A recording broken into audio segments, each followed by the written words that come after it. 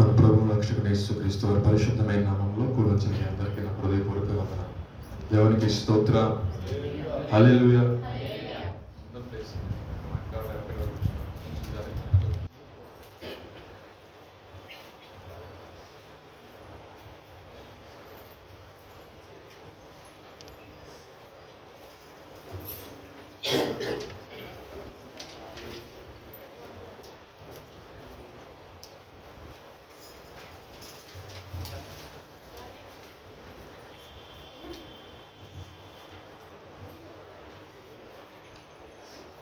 చాలా సంతోషం. మరొకసారి దేవుడు రీతిగా కూడుకొని ప్రభు యొక్క నామాన్ని మహిమపరిచినట్లుగా సజీవ లెక్కలో మనం ఉంచిన దాన్ని బట్టి మన కుటుంబాన్ని సంఘాలు అదేవిధంగా అందరికైతే మనం ప్రార్థన చేస్తున్న వారందరం కూడా దేవుడు మా విజ్ఞాపనలను ఆలకించి సజీవ లెక్కలు ఉంచిన దాన్ని బట్టి వీలైతే మీ గృహస్థ చుట్టూ దేవునికి స్తోత్రాలు చెల్లిదా. స్తోత్ర స్తోత్ర స్తోత్ర స్తోత్ర. ఈ రాత్రి కాల సమయంలో దేవుని యొక్క పరిశుద్ధ గ్రంథంలో నుండి ఒక పత్రిక గురించి, ఒక పత్రిక అంటే 4 అధ్యాయాలు ఉంటుంది. ఫిలిప్పీయులకు రాసిన పత్రిక. అపోస్తలుడైన పౌలు గారు ఫిలిప్పీయులో ఉన్న సంఘానికి ఒక పత్రిక రాసి ఉన్నారు. దాని గురించి 4 అధ్యాయాలు ధ్యానం చేద్దాం. సో రెగ్యులర్గా వినే మెసేజ్ కంటే కొంచెం విచిత్రంగా ఉంటుంది. అయినా సరే మీరు వినాలి. ఎందుకంటే ఆ పత్రిక ఎందుకని రాశాడు అపోస్తలుడైన పౌలు గారు, ఎక్కడి నుంచి రాశారు, రాయడానికి గల కారణం ఏంటి, ఆ సంఘం పట్ల ఆయనకున్న ఆసక్తి ఏంటి అనే ఒక విషయం మనం తెలుసుకున్నట్లయితే మనం ఏ రకంగా ఉంటే సంఘ క్షేమాభివృద్ధి కలిగింది, అనేక మందికి ఏ రకంగా మనం ఆశ్రయించబడతామని ఫైనల్ కన్క్లూజన్ దాంట్లో వస్తుంది. చూద్దామండి పరిశుద్ధ గ్రంథంలో నుండి. మొట్టమొదటిగా 1వ అధ్యాయంలో చూసినట్లు 6వ వాక్యం చదివి సహాయం చేయగలరు. మీరు నాతో పాలువారని చూసి మీలో ఈ సత్క్రియను ఆరంభించిన వాడు యేసుక్రీస్తు దినం వరకు దాన్ని కొనసాగించునని రూఢిగా నమ్ముచున్నాను. మరలా చదివిన మాట, మీలో ఈ సత్క్రియను ఆరంభించిన వాడు యేసుక్రీస్తు దినం వరకు దానిని కొనసాగించునని రూఢిగా నమ్ముచున్నాను. చదవండి. కనుక మీ అందరి నిమిత్తం నేను మీ అందరి ప్రార్థనలో ఎల్లప్పుడూ సంతోషంతో ప్రార్థన చేస్తూ నేను మిమ్మల్ని జ్ఞాపకం చేసుకున్నప్పుడెల్లను నా దేవునికి కృతజ్ఞతాస్తులు చెల్లించుచున్నాను. నా బంధకముల యందును నేను సువార్త పక్షమున వాదించుట యందును దాన్ని స్థిరపరచుట యందును మీరందరూ ఈ కృపలో నాతో కూడా పాలువారి ఉన్నారు కనుక నేను మిమ్మల్ని నా హృదయంలో ఉంచుకొని ఉన్నాను. ఇందుచేత మిమ్మల్ని అందరినీ గురించి ఇలాగూ భావించుట నాకు ధర్మమే. ఇక్కడ చూసినట్లయితే అపోస్తలుడైన పౌలు గారు దైవజనులు ఒక మాట రాస్తారు. ఏంటంటే, నేను బంధకంలో ఉండినను మిమ్మల్ని గురించి ఒక సంతోషం ఉంది, మిమ్మల్ని బట్టి నాకు సంతోషము ఉంది. ఎందుకంటే మీలో ఒక సత్క్రియ అనేది ప్రారంభించబడింది. ఆ సత్క్రియను మీరు కొనసాగిస్తున్నారు. దాని యందు నాకు నమ్మిక ఉంది. ఏ ఒక్కరు చెప్పిన మాటల వల్ల సత్క్రియ నుండి మీరు తొలగిపోరు అని. అయితే ఇక్కడ ఆయన చెప్తున్న మాట, నేను బంధకంలో ఉన్నప్పటికీ కూడా మిమ్మల్ని తలపోసుకొని ప్రార్థన చేస్తున్నప్పుడు నాకు తెలియకుండానే ఒకలాంటి సంతోషం అనేది నాలో కలుగుతుందని చెప్తున్నాను. ఎందుకు ఈ మాట చెప్తున్నారంటే, ఆయన తన ఫస్ట్ సంఘము స్థాపించింది ఎక్కడే అంటే మాసిదోనియాలో ఉన్న ఇక ఫిలిప్పీ అనే ప్రాంతంలో సంఘాన్ని ఆయన ప్రారంభించడం జరిగింది. ఫస్ట్ చర్చ్ అన్నమాట. ఈ ఫస్ట్ చర్చ్ ప్రారంభించగల కారణం కూడా మనకు బాగా తెలుసు. దేవాది దేవుడు ఆయనకు ఒక దర్శనం ఇచ్చాడు. నువ్వు ఆసియాలో సువార్త ప్రకటించమే కాకు. 16వ అధ్యాయం అపోస్తలుల కార్యాలు మీకు కొంచెం క్లియర్గా అర్థమవుతుంది కోసం. సో ఆయన అంటారు, దర్శనము రీతిగా దేవుడు మాసిదోనియాలో సంబంధించిన ఒక వ్యక్తి ఆయన కనపడి ఈ సహాయం మాకు కూడా కావాలని అడుగుతాడు దర్శనం. ఆ దర్శన విషయంలో ఆయన ప్రార్థన చేసుకున్నప్పుడు దేవుని యొక్క నడిపింపును బట్టి ఆ ప్రార్థనకి వెళ్ళాడంట. తీసారా ఆ మాట? అపోస్తలుల కార్యాలు 16వ అధ్యాయం. మీకు ఆ వాక్యం కనపడితే చదివి సహాయం చేయగలం. 9వ వాక్యం చెప్పకూడదని 9వ వాక్యం చదివి సహాయం చేయండి. అంతటి వారు యేసు యొక్క ఆత్మ దానికి 6వ వాక్యం చదవండి ఒకసారి. ఆసియాలో వాక్యం చెప్పకూడదని పరిశుద్ధంలో వారు నాటకపరిచినందున వారు తుర్కియా గలతీయ ప్రదేశంలో ద్వారా వెళ్ళారు. ముసియా దగ్గరకు వచ్చి బితునియకు ఒక మాట ఇక్కడ వారు అనగా ఎవరెవరండి అది కూడా మీకు తెలిస్తే మంచిది. వారు అంటే ఎవరు? అపోస్తలుడైన పౌలు గారు, తన ప్రియ శిష్యుడు ఎవరండి? తిమోతి. వారిద్దరికి ఎక్కడికి వెళ్ళిన సువార్త పరిచర్యలో దేవుడు విజయం ఇచ్చారు. కానీ పౌలయ్య గారు ప్రార్థన చేస్తున్నప్పుడు ఆయనకు ఒక ప్రేరేపణ వచ్చిందంట, ఆసియాలో వాక్యం చెప్పొద్దు, మరి ఎక్కడికి వెళ్ళమంటే దేవుని ఆత్మ చదవండి, చదువుకున్నారని ప్రయత్నం చేసి కానీ యేసు యొక్క ఆత్మ వారిని వెళ్ళనీయలేదు. యేసు యొక్క ఆత్మ వారిని వెళ్ళనీయలేదు. అంతటి వారు ముసియాను దాటిపోయి త్రోయకు వచ్చింది. అప్పుడు మాసిదోనియా దేశస్థుడు ఒకడు నిలిచి, నీవు మాసిదోనియాకు వచ్చి మాకు సహాయం చేయమని తనను వేడుకొనుచున్నట్లు రాత్రి వేళ పౌలునకు దర్శనం కలిగెను. ఇక్కడ ఈ మాటలు అందులో చూసుకోండి. ఎందుకంటే చాలా మంది అంటారు దర్శనాలు లేవు, స్వస్థతలు లేవు, భాషలు లేవు, ప్రవచనాలు లేవు అని చెప్పే బ్యాచ్ ఉంది. దాని గురించి మీరు పెద్దగా పట్టించుకోమాకండి. దేవుడు ఒక వ్యక్తిని ఎన్నుకొని ఒక ప్రాంతానికి నడిపించాలి అంటే ఒక దర్శన రీతిగా నడిపిస్తాడు అని ఎవరైనా మాట్లాడినప్పుడు ఈ సబ్జెక్ట్ ని లైన్ అండర్లైన్ చేసుకోండి. ఎందుకంటే గొప్ప దైవజనుడు, దేవుని చేత ఏకాముఖిగా ముఖ దర్శనం కలిగిన వ్యక్తి. సౌలా నన్ను ఎందుకు హింసిస్తున్నా, నువ్వు ఎవరో ప్రభు అంటే, నేను హింసిస్తున్నా క్రీస్తుని అని చెప్పి ఆయన యొక్క వెలుగులో ఆయనకి ఏం చేశారంటే ప్రత్యక్షమయ్యాడు. అవునా కదా? తర్వాత ఏం చేశారు, ఆయన బాప్తిసం తీసుకున్నాడు. 3 దినాల ఉపవాసం ఉండి బాప్తిసం తీసుకున్నాడు. తర్వాత తన యొక్క పరిచర్యను కొనసాగిస్తున్నాడు. ఒక గొప్ప దర్శనం కలిగిన దైవజనుడు. మరలా దేవుడు చూపించేమన్నంటే ఇక ఆసియాలో ప్రకటించినంత వరకు చాలు. ఒక నెక్కలమంటాడు దేవుడు, మాసిదోనియాలో వ్యక్తి. ఈ రాత్రి కాసిన వాక్యం అంటే నీతో కూడా దేవుడు మాట్లాడతాడు. చెప్పిన సువార్త చాలు పక్క సహోదరుడికి, ఈ సహోదరుడికి కూడా సువార్త చెప్పంటాడు దేవుడు. దేవునికి స్తోత్రం, హల్లెలూయా. కానీ ప్రార్థన చేసి మీరు సువార్త పరిచర్య చేయండి, వాక్య పరిచర్య చేయండి.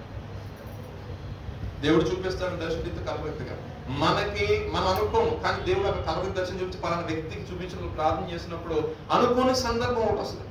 ఆ సందర్భంలో దేవుడే ఆ ఆత్మ నడిపించి నేను నడిపించి ఆ వాక్యంతో నడిపిస్తున్నప్పుడు వినేవాడికి వినగల మనస్సు దేవుడు అతనికి కలుగు చేస్తాడు.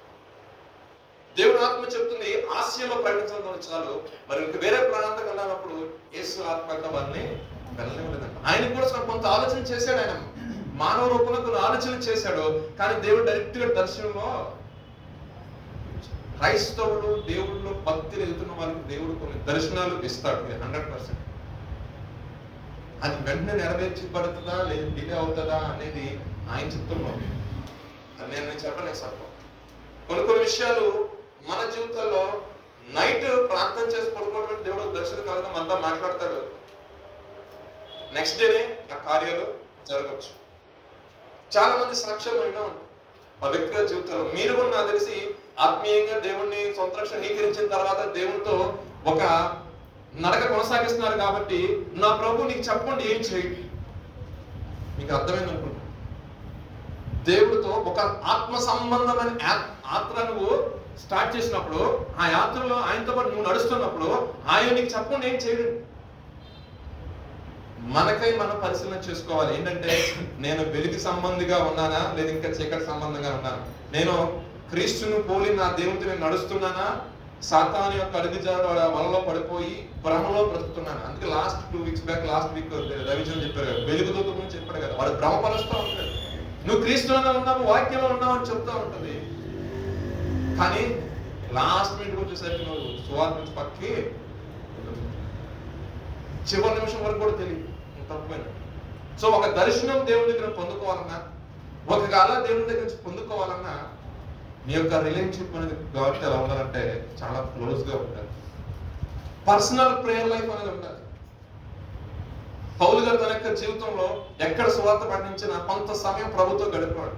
ఆ గడపడం వల్లనే ఆయనకి దర్శనం అనేది ఉంటుంది కదా. ఇప్పుడు అంటున్నాడు మాసిదోనియాలో ఒకరు కనపడ్డాడంట, అక్కడ మాకు సహాయం చేయమని ఆయన అడుగుతున్నాడంట. సహాయం అంటే ఏంటంటే ఆయన ఏమన్నా మాట చెప్పాలంటే ఆయన ఏమన్నా ఒక ధనవంతుడా కాదే, పోనీ ఏమన్నా భూస్వామా కాదే, ఏ రకంగా చూసిన ఒక బిజినెస్ మ్యానా కాదు కదా. ఆయన దగ్గర ఉన్న సహాయం చేయడానికి సువార్తే కదా, సువార్తే కదా.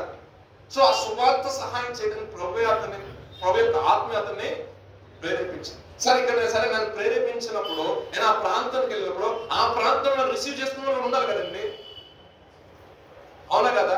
ఆయన ప్రాంతంలోకి వెళ్ళి సువార్త ప్రకటిస్తున్నప్పుడు ఓదార్పు ఏమంటారు దాన్ని ఆ ఓదారంగా అమ్ముకునే ఒక వ్యక్తి యూరియా.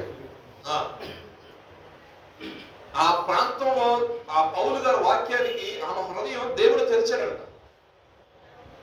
దేవుడు తెలిసిన పౌలు గారు చెప్పిన మాటలు మాత్రం ఆమె అంగీకరించి పౌలు గారు చెప్పిన వాక్యాన్ని తన హృదయం నొచ్చుకొని ఆయనంతా బాప్తిసం తీసుకొని అతనికి ఆతిథ్యం ఇవ్వడం జరిగిందంట. దేవునికి స్తోత్రం. హల్లెలూయా. ఆయన అక్కడ ఉంటూ ఇంకా అనేక మందికి సువార్త ప్రకటించడానికి వెళ్తున్నప్పుడు, నది ప్రాంతానికి వెళ్ళినప్పుడు ఒక దెయ్యం పట్టిన వ్యక్తి తన యొక్క యజమానుడికి గొప్ప లాభ సాధనం చేస్తుందంట. అయితే ఈ దైవజనుడు ఎప్పుడైతే కనపడుతున్నాడో, సర్వోన్నతుడైన దేవుడు కుమారుడా మాతో మీకు పని ఏంటయ్యా అని ఒక కేకలు వేస్తున్నప్పుడు 1-2 వారాలు తప్పించాడంట. సర్లే ఆడేది బిజినెస్ చేసుకుంటున్నాడులే ఎందుకు.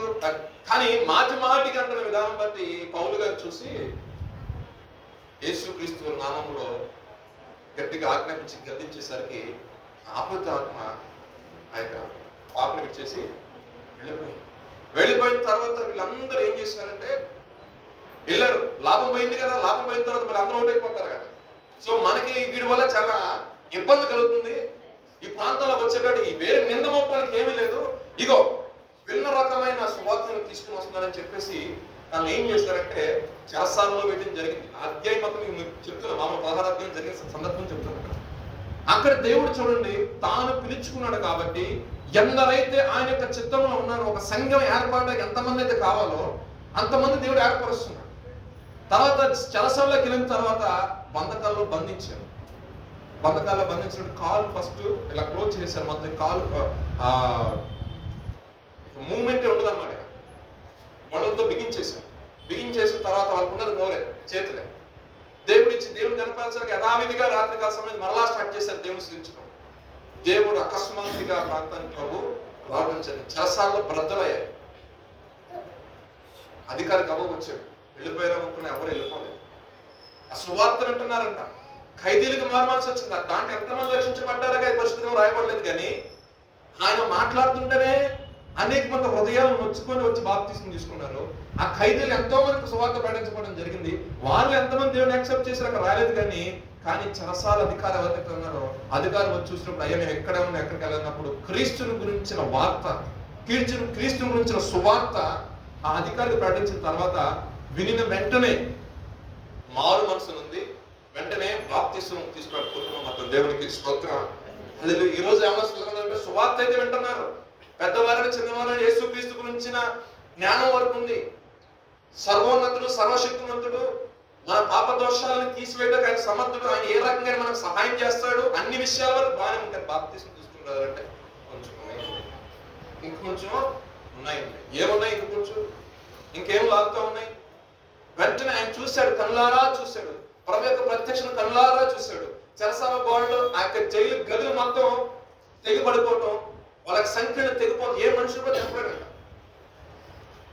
అటువంటి సంఖ్యలు తెగిపడిపోయడం, ఈ యొక్క జైలు నుంచి ఏ వ్యక్తి కూడా బయటకు వెళ్లకుండా చూసిన విధానం బట్టి ఇతను ఆరాధిస్తున్న దేవుడు గొప్ప దేవుడు అని గుర్తెరిగినాడు. మనం ఆరాధిస్తున్న దేవుడు గొప్పవాడని ఈనాడో సాక్ష్యం ఇచ్చాను. కానీ బాప్తిసం తీసుకుంటాం బట్టి నిజ క్రైస్తవుడు ఎప్పుడు కూడా క్రీస్తుని తన సంపూర్ణ రక్షకునిగా, అంటే యేసు ప్రభు నా దేవుడు నా ప్రభుని ఎప్పుడైతే సంపూర్ణ అంగీకరిస్తావో వెంటనే నువ్వు బాప్తిసం తీసుకోవడానికి ఆశీర్వాదం. దేవుడు ప్రభు యొక్క శరీరంలో ఆ రక్తంలో మనము పాలు భాగస్థులు అవ్వాలి. అది మనకు ఆశీర్వాదం, మన కుటుంబానికి ఆశీర్వాదం, మనకు దీవెన. సో ఆయన ప్రకటించిన వెంటనే ఏం జరిగిందని చక్కగా ఆ కుటుంబం మొత్తం కూడా రక్షించబడింది. ఆయన బంధించారు కదా, నెక్స్ట్ డే దేవుని యొక్క పని పూర్తి అయిపోయింది. అక్కడ వెంటనే మార్నింగ్ అధికారులు పిలిచారు. నీ దగ్గర ఏ దోషం లేదు, ఏమి లేదు, వెళ్ళిపోవాలి సీక్రెట్ గా. నువ్వు తీసుకురావటం సమాజం అందరూ చూస్తున్న తీసుకొచ్చావు. ఇలా రహస్యంగా వదిలిపెట్టడం కాదు, అందరూ తెలిసేటట్టే విడిచిపెట్టమన్నప్పుడు అందరికి తెలిసేటట్టే విడిచిపెడుతూ అతడు రోమి వీళ్ళు కూడా భయపడ్డారంట. ఆ తప్పైపోయింది, క్షమించారు. ఆ టైంలో అప్పుడు ఫిలిప్పీలో ఉన్న సంఘాన్ని దేవుడు అపోస్తలుడైన పౌలు గారు ఆ సంఘాన్ని స్థాపించారు. తన యొక్క అనాది సంకల్పం చొప్పున సంఘం ఉండాలని, మాసిదోనియాలో సంఘం ఉండాలని ఆ సంఘాన్ని ప్రారంభించినప్పుడు ఆ సంఘంలో గొప్పగా డబ్బులు ఇచ్చి క్యానెట్లు ఎవరు లేదు. డబ్బులు అంటే కాన్ప్లేస్ వాళ్ళు ఎవరు లేదు. కానీ వాళ్ళ దాతృత్వం గురించి ఎక్కడ రాస్తున్నారండి? దశలోని సంఘంతో అంటున్నాడు ఏంటంటే, అబ్బో వారి దాతృత్వం చాలా గొప్పది. ఎందుకంటే తర్వాత సంఘాలు కట్టిన తర్వాత పరిచర్యలో అపోస్తులైన పౌలు గారికి మీరు కానుకలు పంపించారు, కావలసిన వస్తు సామాగ్రి మొత్తం కూడా. ఎందుకంటే జీవం గల దేవుని కొరకు వాళ్ళు ప్రయాసపడి ఉన్నారు. వారి ప్రయాస ఎవరి గురించి ఏంటండి? దేవుని గురించి. పిలుపున్న సంఘం ఈ రాత్రి కాల సమయమందు అందుకే వారి విషయంలో ఆయన తలంచుకున్నప్పుడు అంటే, ఆయన నా బంధకంలో కూడా నేను ఈవెన్ ఇప్పుడు బంధకంలో ఉన్నాను, ఈ బంధకంలో నాకు సంతోషం కలుగుతుంది. ఏంటంటే అది మిమ్మల్ని బట్టే. ఎందుకంటే మీ దాతృత్వం గుర్తు చేసుకున్నప్పుడు, మీరు నన్ను యాక్సెప్ట్ చేసిన విధానము, దేవుడు నాకు ఇచ్చిన దర్శనం, ఆ దర్శనం పూర్వక అక్కడ రావటం, అక్కడ సంఘాన్ని స్థాపించడం, అక్కడ సంఘం అభివృద్ధి అవటం, అక్కడ వచ్చే కొంచెం అమౌంట్ వేరే సంఘాన్ని స్థాపించడానికి మీరు ఇచ్చింది మొత్తం కూడా, మీ ప్రయాసం, మీ ప్రార్థన అంతా కూడా నాకు సంతోషాన్ని కలిగజేస్తుంది. ఎప్పుడు నా ఇబ్బందుల్లో కూడా. అసలు ఆయనకి ఆత్మీయ ఎందుకు వచ్చిన కూడా చెప్తా ఒక మాట. ఎందుకంటే ఈ సంఘము క్రీస్తు శకం 50, 49, 50 ఆ సంవత్సరం మధ్యన ఈ ఫిలిప్పీ దేశంలో ఆ గ్రీస్ దేశంలో మాసిదోనియా పట్టణంలో యొక్క సంఘాన్ని ఆయన స్థాపించడం జరిగింది. తర్వాత క్రీస్తు శకం 60లో జెరూసలేములో సువార్త ప్రకటిస్తున్నటువంటి పౌలయ్య గారు పట్టుకొచ్చేసి ఎక్కడి నుంచి వచ్చారంటే రోమాలో తీసుకొచ్చేసి అక్కడ ఆయన్ని హౌస్ అరెస్ట్ చేశారు. హౌస్ అరెస్ట్ ఎందుకు చేశారంటే, యూదులైన వారందరూ కూడా, నీవు బెన్యామీను గోత్రికుడు అన్నావు, దేవుడు ఏర్పరచుకున్న గోత్రాల్లో ఒకడు ఉన్నావు, అయినా సరే మోషే ఏదైతే మనకు ధర్మశాస్త్ర విధులు మనకు నియమించున్నాడో ఆ ధర్మశాస్త్ర విధులకు నువ్వు ఏం చేస్తున్నావు?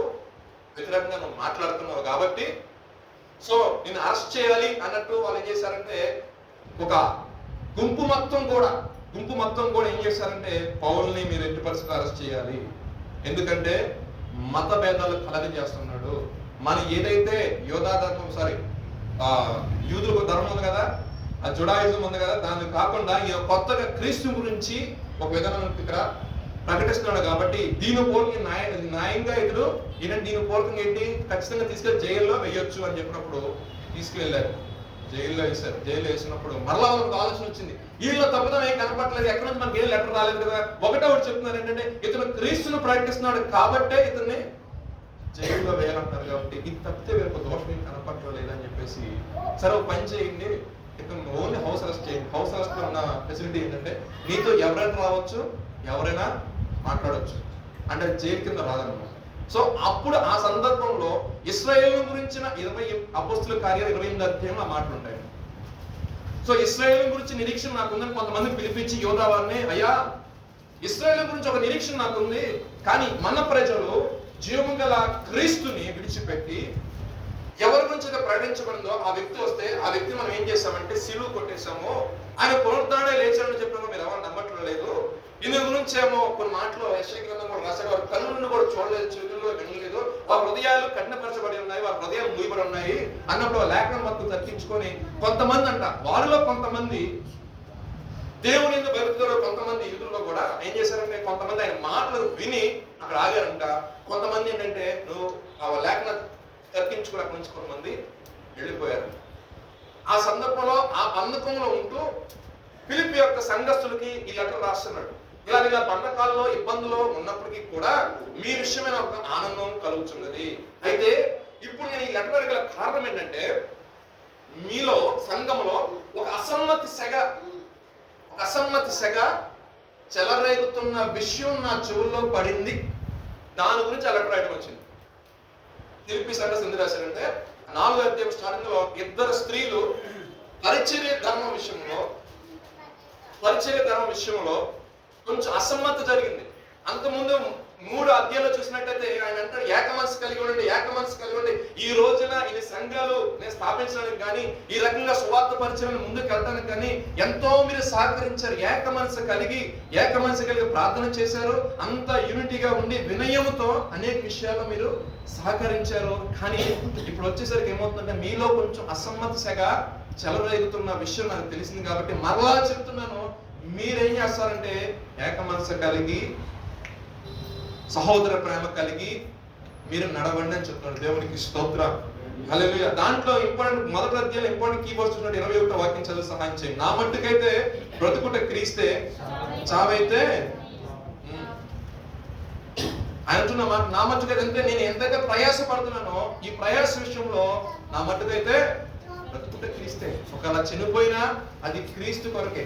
ఒకవేళ నేను దేవుని కృపను బ్రతుకున్నాను అనుకో, ఇంకొంచెం ఎక్కువ సువార్త పరిచర్య చేస్తాను నేను. ఎందుకంటే మీరు అనేక మంది నా కోసం ప్రార్థన చేస్తున్నారు కదా, అనేక సంఘాల విషయంలో. అంటే సంఘం ఎలా ఉండాలంటే సంఘ నాయకుల గురించి ఎక్కువ ప్రార్థన చేసే సంఘముగా ఉండాలి. దేవునికి స్తోత్రం, హల్లెలూయా.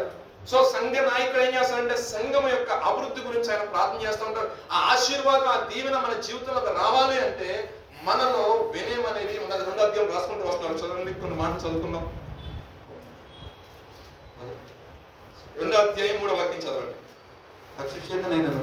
వృద్ధాతిశయం చేత నేను ఏమి చేయక వినయమైన మనసు గలవారు, వినయముగా మనసు గలవారే, ఒకరినొకడు తనకంటే యోగ్యుడని ఎంచుచు, తనకంటే యోగ్యుడని ఎంచుచు, వీళ్ళ ప్రతివాడును తన సొంత కార్యములను మాత్రమే కాక ఇతరుల కార్యములను కూడా చూడవలెను, ఇతరుల కార్యములు కూడా చూడవలెను. క్రీస్తు యేసునందు కలిగిన ఈ మనస్సు, ఇది చాలా ఇంపార్టెంట్. 2వ అధ్యాయం క్రీస్తు యేసునందు కలిగిన ఈ మనస్సు మీరును కలిగి ఉండుడి. ఏమి కలిగి ఉన్నాడు క్రీస్తు యేసు అంటే? కింద వ్యాకరణ రాసిన చదవండి. ఆయన దేవుని స్వరూపం కలిగిన వాడు, ఆయన దేవుని స్వరూపం కలిగిన వ్యక్తి అయ్యుండి దేవునితో సమానంగా ఉండుట విడిచిపెట్టకూడని భాగ్యం ఎంచుకోలేదు గాని మనుషుల పోలికగా పుట్టి దాసుని స్వరూపం ధరించుకొని తను తానే రిక్తునిగా చేసుకొని అంటే ఏమీ లేనివాడిగా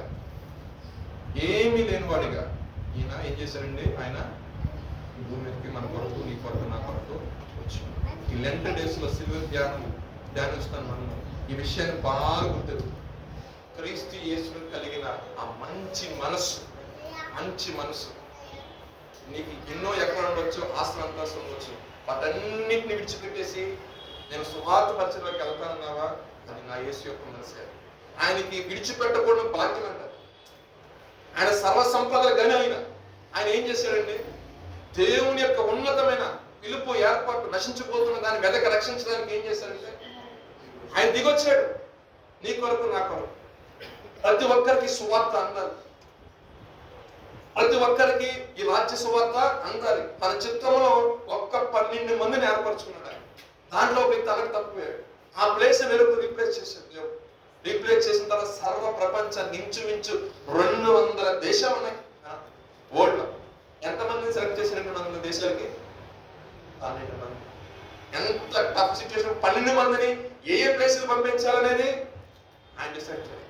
సో దేవుడు తనకు అనాది సంకల్పం అన్నిలము ఏమి ఎరగని ప్రజలైన మన పట్ల చూపించి దేవుడు ఏం చేశాడంటే మనకు సువార్తని, వార్షిక శిష్యుడైన ఒక వ్యక్తిని పంపించి మనకి సువార్తని అందించి తన యొక్క ప్రేమ మనలా చాటు.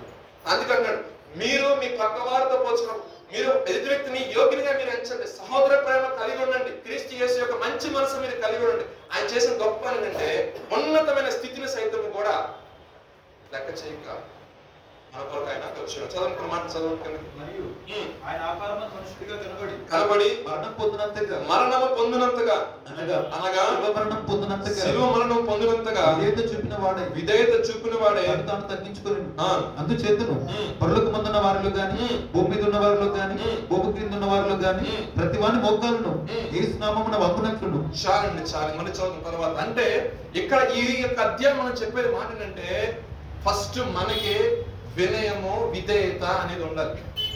ఏమంటారండి? క్రైస్తవుని యొక్క జీవితంలో ప్రైడ్ అనేది ఉండకూడదు, గర్వం అనేది ఉండకూడదు. వినయముతో మనం ముందరకు వెళ్ళే వారు ఉన్నాం అనుకోండి, అది మనకు ఆశీర్వాదం. ఆయన ఏమంటే ఆయన తగ్గించుకుని వచ్చిన దాన్ని బట్టి దేవుడు ఏం చేశాడంటే ఉన్నతంగా తన యొక్క నామాన్ని హెచ్చించాడు. ఎలాగండి?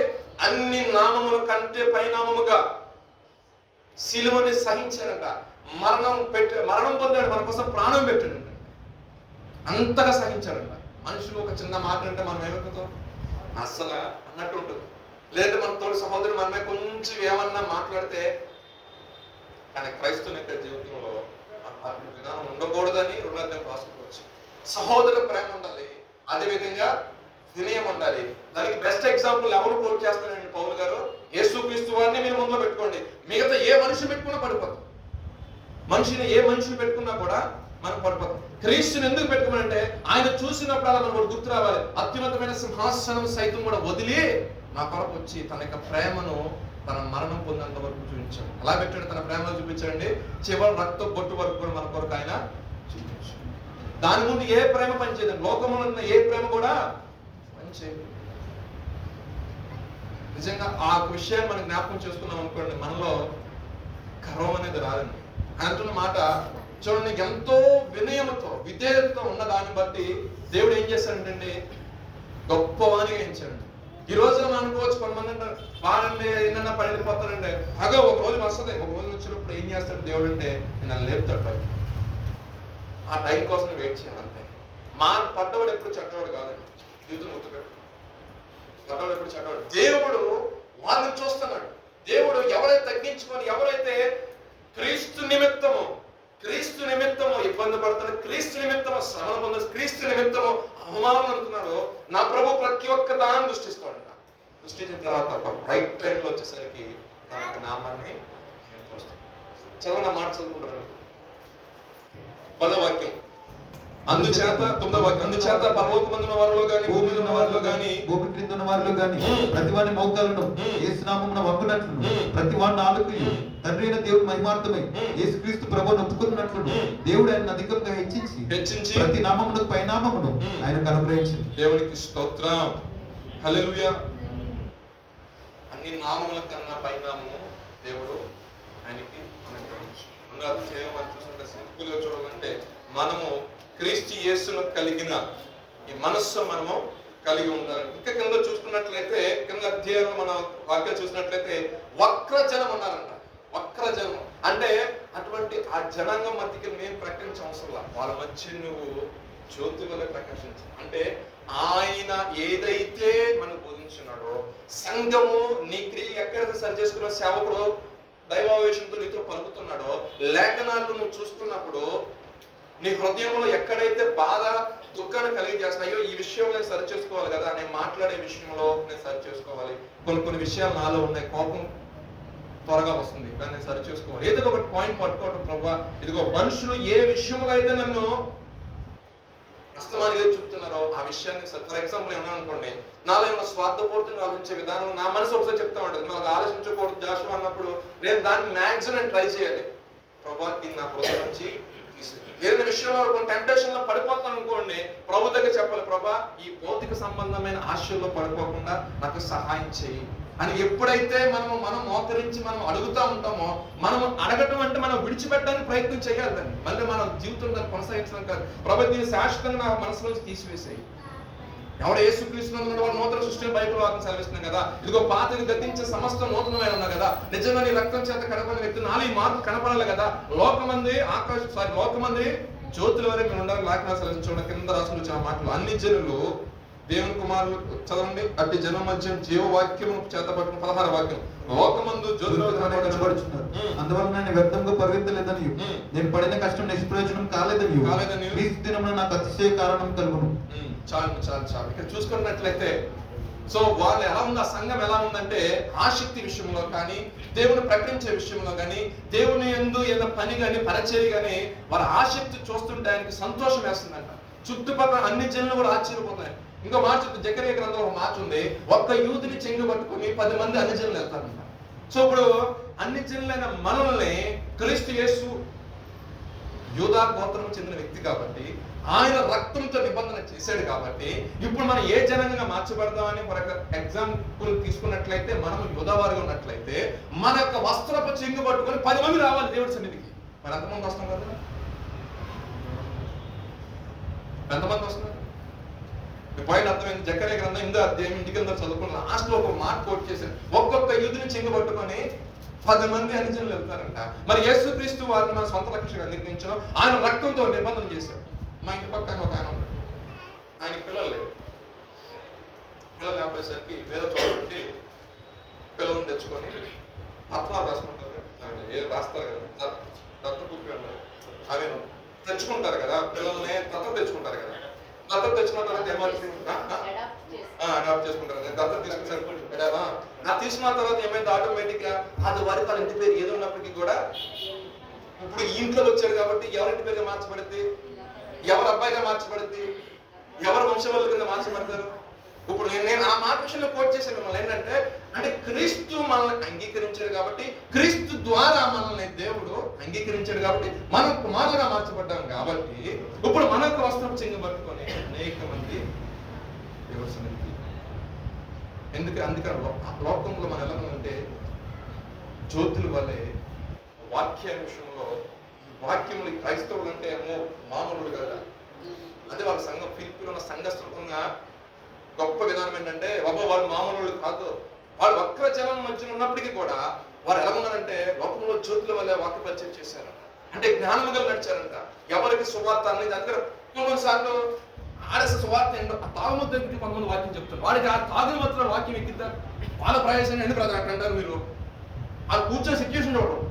వాడు ఏ పరిస్థితుల్లో ఆగిన సువార్త చెప్తున్నాడు ఎక్కిద్దా? దిగిపోయిన తర్వాత చెప్పాలి సువార్త. అదే అబ్బాయి దిగిపోయిన తర్వాత చెప్పాలి. అందుకని పందుల ముందు మీరు ముత్యాలు చల్లదు. దానికి మనకు జూమ్ పెట్టాలి, దానికి ఒక కెమెరా పెట్టాలి, ఇది సువార్త పెడితే దాన్ని యూట్యూబ్ వేయాలి తీసుకొచ్చి. అది ఎక్స్పెక్ట్ చేయాలి. ఏదో ఒక రోజున వాళ్ళ గురించి ప్రార్థన చేయగా ఆ రోజు మొత్తం మందుతారు. ఆ రోజున పిచ్చెక్కేస్తా ఉంటారు. ఏం తప్పు నువ్వే దొరుకుతావు. వాడికి దొరుకుతున్నప్పుడు ఆ మాట చెప్తున్నప్పుడు వాడు హృదయం తెరబడి లూదియా అనే వ్యక్తి, ఓదారంగా కూడా అమ్ముకునే వ్యక్తి, అక్కడ ఒక బిజినెస్ రన్ చేస్తుందా. పౌలు గారు మాట్లాడేసి ఆ హృదయం తెరబడిందంట. తెరబడి దెయ్యం పట్టిన వాళ్ళకి కూడా స్వార్థపడించాడు ఆయన. ఆ హృదయాలు తెరబడి. సో ఒక సర్టైన్ టైం వచ్చినప్పుడు నువ్వు ఎవరి విషయంలో ప్రార్థన చేస్తున్నావో అది నీ గురించి కాదు. ఎవరి గురించి నీ ప్రయాస, నీ స్వలాభం గురించి కాదు. దేవుని యొక్క ప్రేమ నీ ఎడల కనపరిచాడు దేవుడు. అదే ప్రేమ మన నీలో ఉంది కాబట్టి అది మామూలుగా ఉండదు. మీకు అర్థమైందా? ఆయన ప్రేమ మనలో వచ్చిందా మనం మామూలుగా ఉండదు. మనం ఏం చేస్తాం? ఆ పనికి మనోడి కోసం కూడా ప్రార్థన చేస్తాం. ప్రభు రక్షించి, ప్రభు నాయన కాపాడు, నేను ఎవరిదా మనసుందా? కానీ ఎప్పుడైతే దేవుని మనస్సును ధరించుకున్నావో అది నాశనం అయిపోతున్నాడన్నా, వాడు పాడైపోతున్నాడన్నా, వాడి కోసం ప్రార్థన చేయండి. అయ్యా ఎక్కడ కొత్త భారం వచ్చింది? బైబిల్లో చెప్తున్న మాట 21 వాక్యం చదవండి. 21 వాక్యం 2వ అధ్యాయం 21లో చూడండి. అందరూ తమ సొంత కార్యములను చూచుకొచ్చున్నారు కానీ యేసుక్రీస్తు కార్యములను చూడరు. అతని యోగ్యత మీరు ఎరుగుదురు. తండ్రికి కుమారుడు ఎలాగో సేవ చేయను, అలాగే అతడు నాతో కూడా స్వార్థ వ్యాపకం నిమిత్తం సేవ చేశాను. ఎవరి గురించి చెప్తున్నారంటే తిమోతి గారి గురించి చెప్తున్నాడు ఆయన. తిమోతి గారు ఏమంటున్నారంటే, అయ్యా మా అమ్మగారు చూస్తేనేమో యూదురాలు, మా నాన్నగారు చూస్తే గ్రీసు దేశస్తుడు, మనం ఇప్పుడు మాస్టర్లో ఉన్నాం కదా, అంటే మోడర్న్ గ్రీస్ లో ఉన్నాం కదా. ఇప్పుడు నాకు ఒక ఆసక్తి ఉంది. నేనేం చేయాలనుకున్నా అంటే ఆ ప్రాంతాలకు వెళ్ళి సువార్త ప్రకటించాలి. ఈ ఫిలిప్పీ యొక్క సంఘంలోకి వెళ్ళి సువార్త ప్రకటించాలి. ఎంత ఆసక్తి. తన స్వలాభం కోసం చూసుకోవట్లా. ఇక్కడ అంత కంఫర్ట్ గా ఉంది కదా, ఇక్కడ నేను ఉంటాను అని అనుకుంటలేదు. ఆయన దైవజన్ దగ్గర ప్లీజ్ చేస్తాను. అయ్యా నేను వెళ్తాను, అక్కడికి వెళ్ళి అక్కడ సువార్త ప్రకటిస్తాను. ఎందుకంటే నా తండ్రి జనం అక్కడ ఉంది కదా. ఆయన దానికి ఆయన అంటాడు, ఎంతటి నమ్మకస్తుని ఎవరిని చూడలేదు సంఘం విషయంలో. తిమోతిని చెప్తున్నమాట ఆ పై వాక్యాలు చదువుతున్నాడు చూడండి. తిమోతి శీఘ్రమే మీ వద్దకు పంపుటకు ప్రభు అయిన యేసును నిరీక్షించున్న నీ క్షేమ విషయమే నిజముగా చింతించు వాడిని. అతని దగ్గర చాలా మంది ఉన్నారు కానీ మీ క్షేమ విషయమో చింతించేవాడంట. అంటే ఆ సంఘం ఇంకా డెవలప్ అవ్వాలి, ఇంకా నాణ్యతలోను, సంఖ్యలోను, ఆత్మీయతలోను ఇంకా డెవలప్ అవ్వాలి. ఎందుకంటే మనం ఫస్ట్ స్టార్ట్ చేసాం కదా అక్కడికి వెళ్ళి. ఎంతగా ఉంటుంది కదా లోపల ఫీలింగ్ అనేది ఉంటుంది కదండి వాళ్ళ డాడీ ఆ ప్లేస్. కానీ ఆ ప్లేస్కి అపోస్తులు గారు పౌలు గారు ఉన్న ప్లేస్కి 770 మైళ్ళు దూరం ఉన్నారండి. అక్కడ ప్రయాణం జరగాలి అంటే ఓడ ద్వారానే నదులు దాటి రావాలి, సముద్రాలు దాటి రావాలి. ఆయన అంటున్న మాట ఏంటంటే వాళ్ళ విషయంలో ఆయన ఒక చింత ఉందంట. ఆయన ఒక చింత అంత చక్కగా కష్టపడిన సంఘం, ఇంతగా దాతృత్వం కలిగి సేవ పరిచయ విషయం అన్నిటి విషయంలో విస్తారంగా వీళ్ళు గుర్తులుపుతున్నారు. అనేక చోట్ల ఎక్కడ సంఘానికి వెళ్ళినా ఇది ఒక లెటర్ అనే ఏదో ఒకటి వస్తూనే ఉందంట. ఏదో ఒకటి కానీ చూస్తారా సంఘం పెద్ద గొప్ప సంఘం కాదంట. కానీ వాళ్ళు ఇచ్చే విషయంలో కానీ, పరిచయ విషయంలో, ప్రార్థన విషయంలో కానీ, సమాజం విషయంలో కానీ, నడవడిక విషయంలో కానీ, ఈవెన్ పౌలయ్య గారు లేకపోయినప్పటికీ అక్కడ పరిచయం నడిపించే వ్యక్తులు నమ్మకస్తులైన వారు అక్కడ ఉన్నారు. అసలు ఆయన చెప్తున్నప్పుడు తిమోతి ఆ సంఘం గురించి సంతోషపడదు. ఎందుకంటే ఆయన ఒక తండ్రి గారు ఆ ప్రాంతం చెందినవాడిగా ఎంత నా ఫీలింగ్ ఉంటుంది కదా ఆ మాట. నిజంగా సంఘం విషయం ఆయన చింతిస్తున్నాడు. తిమోతి రాకనే చింతిస్తున్నాడు. ఎవరికో తమ సొంత ప్రయోజనాల కొరకే ఇతర ప్రయోజనార్థము చూసుకోవట్లేదు. కానీ ఎవరు ఇతర ప్రయోజనార్థం ఆలోచిస్తారంటే యేసు క్రీస్తు కలిగిన మంచి మనసు ఎవరికైతే ఉంటుందో నేను ఒక్కనే బాగుపడతాను కాదు, నా పక్కన కూడా బాగుపడాలి. నేను ఒక్కరిని ఆత్మీయంగా అయితే కాదు, నా పక్కన ఉన్న వ్యక్తి కూడా ఆత్మీయంగా కాదు. అయ్యో నా పక్కన వ్యక్తి కూడా విషయాల్లో పడిపోతున్నాడే, ఆ వ్యక్తి గురించి ఒక ప్రయాస కలిగి భారం కలిగి ప్రార్థన చేస్తే దేవుడు అద్భుతకరంగా కార్యం చేస్తున్నాడు. అదొక ఒక దైవజన్ పేరైతే గుర్తుంది. ఒక దైవజన్ తన స్నేహితులు ముగ్గురు కోసం ప్రార్థన చేస్తాను డైరీ రాశారంట. ఎంతమంది సువార్తలు ఎంతమంది రక్షణ నా స్నేహితులు మాట్లాడలేదని. కానీ లాస్ట్ చూసారు కానీ చనిపోయి సమాధ కార్యక్రమం డైరీ రాసిన ఏం రాసిన చూస్తే వీళ్ళ గురించి ఎక్కువ ప్రార్థన అంట డైరీ. అయ్యో దైవజన్ నా తోడు స్నేహితుడు డిఎల్ మోడీ గారు సంథింగ్ ఎవరు అంత ఐడియా లేదు పేరే. సో ఆ దైవజనుడు నా కోసం జార్జ్ ముల్లర్. సో ఆయన చేసిన ప్రార్థన బట్టి ఆయన బయటికి చెప్పాల, కానీ ప్రార్థన చేశాడు. దేవుడి యొక్క పిలుపు నిమిత్తం వెళ్ళిపోయాడు. వెళ్ళిపోయిన తర్వాత ప్రార్థన ఏమన్నా నిష్ప్రయోజనంగా అయిపోయిందండి. దేవుడు ఏం చేశాడు? చేసిన తనకి ప్రార్థన ఎంత కోసం. కానీ స్నేహితులు వాక్య పరిచయం చేస్తే ఇప్పుడు నా ఫ్రెండ్స్ అనుకోండి, వాళ్ళు ఎంత వాక్య పరిచయం చేసి ఎవరుంటారే మీరు మతంలో అలా ఎత్తారా అంటారు. మా వాళ్ళు నేను కన్వర్ట్ చేసి ఎత్తారా అంటారు. నేను అవుతా ఉంటాను, ఏం మాట్లాడు ఉంటా ఉంటాను. చెప్పొచ్చు కానీ వాళ్ళు మాట్లాడి చెప్పిన మళ్ళీ స్టార్ట్ చేస్తారు. అందుకే అంటాను చెప్పడం ఎందుకు, బతికి చూపిస్తే సరిపోవాలి. దేవునికి స్తోత్రం హల్లెలూయా. ఏదైనా సరే సహోదరు ప్రార్థన చేస్తాము. దేవుడు ఎప్పుడో ఒక రోజున ఏం చేస్తాడంటే నడిపిస్తాడు. సో మన యొక్క స్వప్రయోజనం కోసమే కాకుండా మనం ఏం చేయాలంటే ఇతరుల గురించి కూడా మనము ఆలోచించాలి. ఆ ఇతరుల గురించి ఆలోచించే మనసే క్రీస్తు యేసు యొక్క మనసు. 3వ అధ్యాయం చూద్దామండి. 3వ అధ్యాయం ఏం రాసుకుంటూ వస్తున్నాడు? 3:7-8 వాక్యాలు చదువుతున్నాం. అయినను ఏవేవి నాకు లాభకరములై ఉండెనో వాటిని క్రీస్తు నిమిత్తం నష్టముగా ఎంచుకుంటుని నిశ్చయముగా నా ప్రభు క్రీస్తును గురించిన అతి శ్రేష్టమైన జ్ఞానము నిమిత్తమై సమస్తమును నష్టముగా ఎంచుకొనుచున్నాను. క్రీస్తును సంపాదించుకొని ధర్మశాస్త్ర మూలమైన నా నీతిని గాక క్రీస్తునందల విశ్వాసములైన నీతి అనగా విశ్వాసమును బట్టి దేవుడు అనుగ్రహించి నీతి గలవాడనై ఆయన యందు అగ్గుపడు నిమిత్తము ఏ విధం చేతనైనను మృతుల నుండి నాకు పునరుద్ధరణ కలగవలనని ఆయన మరణ విషయంలో ఏం లేదు. కింద చదువుకుంటూ వస్తే క్రీస్తు గురించి ఒక మాట రాసుకుంటూ వస్తానండి. నేను క్రీస్తు యేసునందు దేవుని ఉన్నతమైన పిలుపును కలుగు బహనం పొందవలనని గురి యొద్దకు నేను పరిగెడుచున్నాను అని రాస్తారు. లాస్ట్ వచ్చేసరికి నేను విశ్వాసాన్ని ఇప్పటిదాకా కాపాడుకున్నానయ్యా. దేవుడు నాకు ఏదైతే నాకు చూపించున్నాడో ఆ దినం మొదలుకొని ఈ లోకంలో సమస్తాన్ని నేను నష్టముగాను పెంటగాను ఎంచుకొని నేను నా ప్రయాసం మొత్తం కూడా క్రీస్తు గురించే నేను పడుతున్నాను. సో ఆ ప్రయాసాన్ని బట్టి దేవుడు జీవించున్నాడు. కాబట్టి మీరు కూడా ఏంటంటే గురి యొద్దకే పరిగెత్తండి.